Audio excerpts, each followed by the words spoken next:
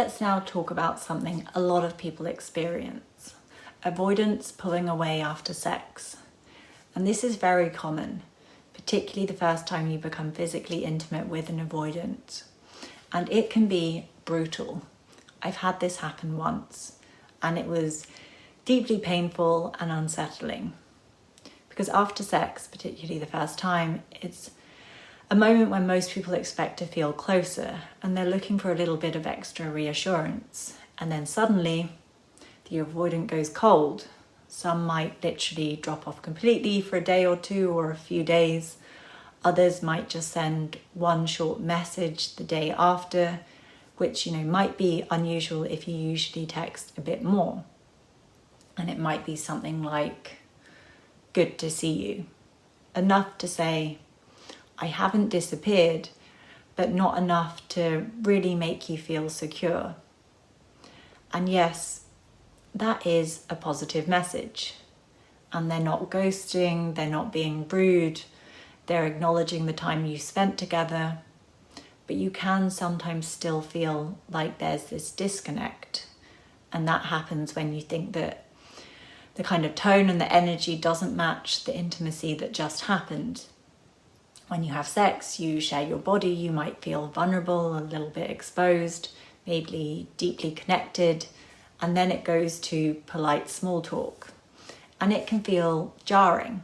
It can leave you second guessing everything, particularly if you're an intuitive person. You might be able to sense that the energy has shifted. And you can be left wondering, was it me? Was it the sex? Did I do something wrong? It's hard. And usually they are trying to do the right thing by staying in touch. So what's going on for them? For many avoidantly attached people, sex in theory feels safe.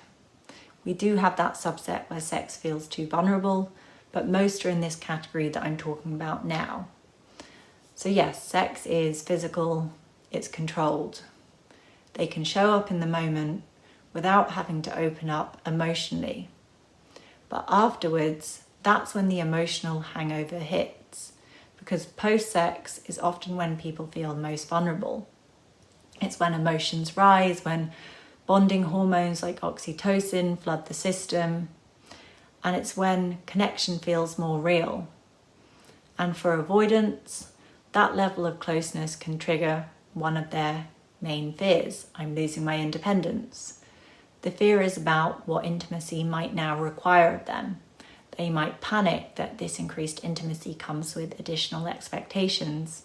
And I mean, they aren't wrong on some level, because intimacy, especially sex, does usually change the dynamic, maybe just a little bit. But they often worry that the shift is much greater than it actually is. In their mind, there can be a cascade of imagined expectations and consequences. And they might go something like this: we had sex, does this mean that they now expect more?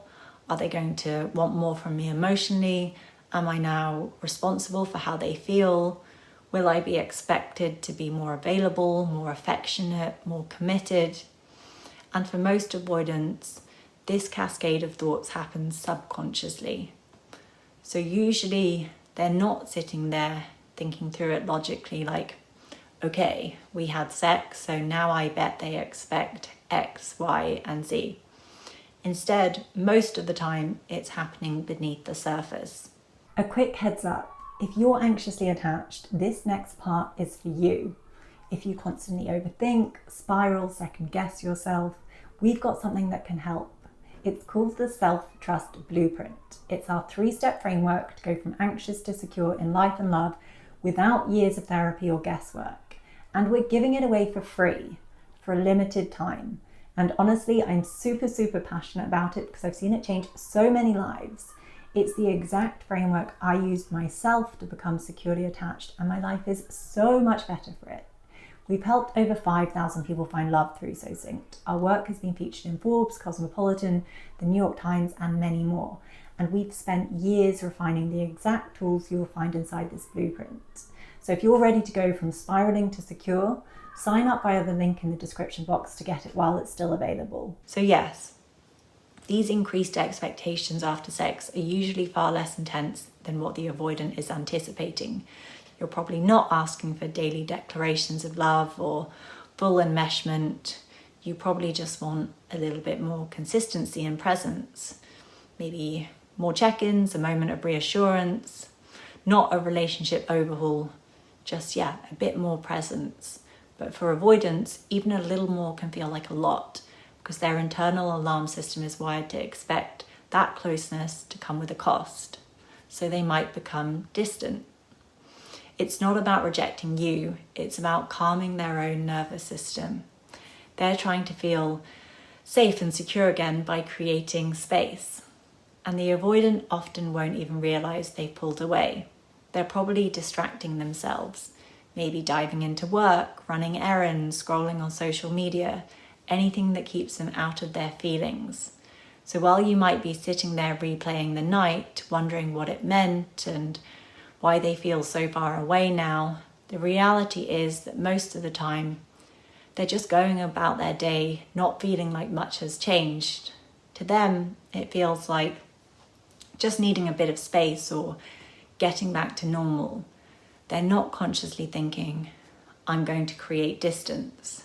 So most of the time after sex, there will be a period, maybe of a few days, where an avoidant becomes more distant, and then they will usually come back after they've regulated. Now, in some cases, the fear response is so strong that it triggers a complete withdrawal, and this is when avoidants ghost. Psychologically, it can be a form of dissociation, a way to avoid dealing with vulnerability that feels overwhelming, even intolerable.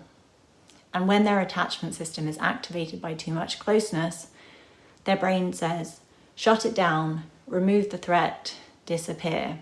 They don't know how to stay present in the discomfort, so they disappear to restore their equilibrium. It's self-protection, not malice, but it does often cause, or might cause, real harm nonetheless.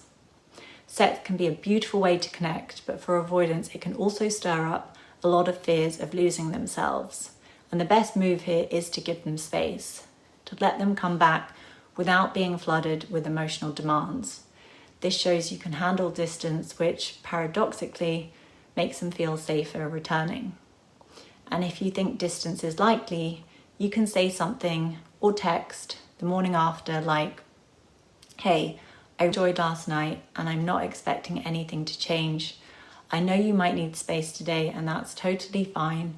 A quick message later would be appreciated. It helps me stay connected after moments like that. This really is the perfect message, and I'm going to explain why in detail, because I want you to understand the psychology and reasoning behind it. In all of my courses and programs, my goal is to give you the insights, tools, and reasoning so you can apply these things to your specific situations. So the first part, hey, I really enjoyed last night. This gives the avoidant reassurance that the experience was good. It's affirming without pressure, and avoidants do actually need reassurance and affirmation because they do usually have these fears that they're not good at dating and relationships and that stuff is just not them. So this opens with warmth and appreciation. It sets a positive tone, but it's not too vulnerable. And that is key in a moment like this after you've just had sex for the first time, because their vulnerability bandwidth is maxed out and they're hitting their intimacy threshold. So it's best not to be too deep or emotional with them at this point. Otherwise you do increase the chance of them really pulling away. So yeah, this phrase is positive, but not too deep. The second part, I'm not expecting anything to change. Now this removes perceived pressure. That cascade of thoughts that I just mentioned, this part of the message helps to short circuit that spiral before it even starts. It signals, hey, I'm grounded, I'm good, I'm not coming for your freedom, which for an avoidant is exactly what helps them stay present instead of retreating. This line essentially preemptively calms their fears around additional expectations that they won't be able to handle or that will make them feel trapped. And the next part, I know you might need space today, and that's totally fine. This is like music to an avoidant's ears. They often feel misunderstood and that people want more from them than they can comfortably give. So when you acknowledge their need for space without judgment, that's like, wow, this person really sees me. And you probably know yourself how validating it is to feel seen. You're telling them that you respect their rhythm, and that creates psychological safety, the exact thing they need to stay emotionally present. And the next part, a quick message later would be appreciated. This is a soft ask. This message is really about finding a compromise between your need for reassurance and their need for space. It respects their independence while still expressing that connection matters to you, without making them feel trapped or responsible for your feelings. And then we have, it helps me stay connected after moments like that. Now, this is powerful because it models secure vulnerability in a way that's gentle, honest, and avoidant friendly, particularly when you put it with the rest of the message. You're not saying, I need you to fix this. You're simply saying, hey, this is what I need to feel connected. It's an invitation, not a demand. And this line is practical, and that matters when you're communicating with someone avoidant. They're often very logical people, and they're most comfortable when things are framed in a clear, manageable way, especially in dating and relationships where they often feel out of their depth. And what you're asking for is low lift. It's a reasonable thing they can do. That said, if someone is very avoidant, you might want to skip that line. It does work well for most avoidants, but for those who have a very low tolerance for vulnerability, they might still find it overwhelming. And of course, it depends on you too, what you need. So with this message, you're asking for some reassurance, and that's okay. We all have a need for reassurance, especially after moments of vulnerability like sex. So you are completely normal if you want reassurance sometimes. That doesn't make you needy, and I want you to remember that. So yeah, the key here, especially when you're navigating a relationship with an avoidant, is how you ask for it. At this moment, at this time, you want it to be positive, light, and clear. It's about expressing a need without sounding too demanding. It's saying, I value our connection, but I respect your space. That space is where trust can grow for an avoidant. Ultimately, what you're trying to do with this message is to find a halfway house, finding that balance between what they need and what you need.